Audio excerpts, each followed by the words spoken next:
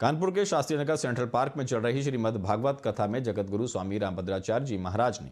भगवान की शरणागति के फायदे बताए। श्रीमद् भागवत कथा के तीसरे दिन उन्होंने कहा कि जो भगवान की शरण में चला जाता है उसके सारे कार्य एक साथ हो जाते हैं। जिस तरह भोजन करने से मन को संतोष प्राप्त होता है, शरीर को भी बल मिलता है और भूख भी मिट जाती है, ठीक उसी तरह जो व्यक्ति भगवान की शरणागति में चला जाता है उसे भक्ति, ज्ञान और वैराग्य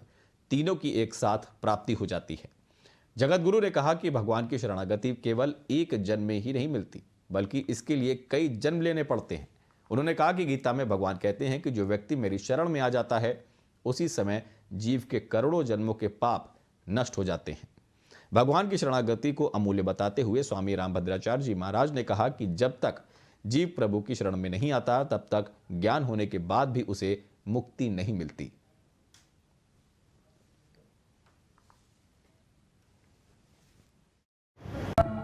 हम राजीव अग्रवाल, संगठन मंत्री रामाभिराम संस्थान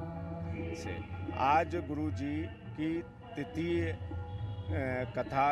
आरंभ हुई है, जिसमें गुरु जी ने सबसे पहले ये बताया कि 1298वीं कथा जिसका तृतीय सत्र आज वो कर रहे हैं, जिन्होंने ये सबसे पहले एक समाधान का निर्णय दिया कि हम किस दिन दीक्षा ले सकते हैं।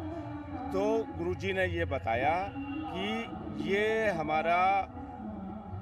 दीक्षा का कार्यक्रम किसी दिन भी किसी भी पक्ष में हो सकता है, चाहे कोई भी पक्ष हो, कैसा भी दिन हो, गुरु की दीक्षा किसी दिन भी ली जा सकती है। साथ ही गुरुजी ने ये बताया कि अगर भक्ति, प्रभु की आस्था और संसार से वैराग्य, ये तीनों चीज़ें अलग अलग हैं,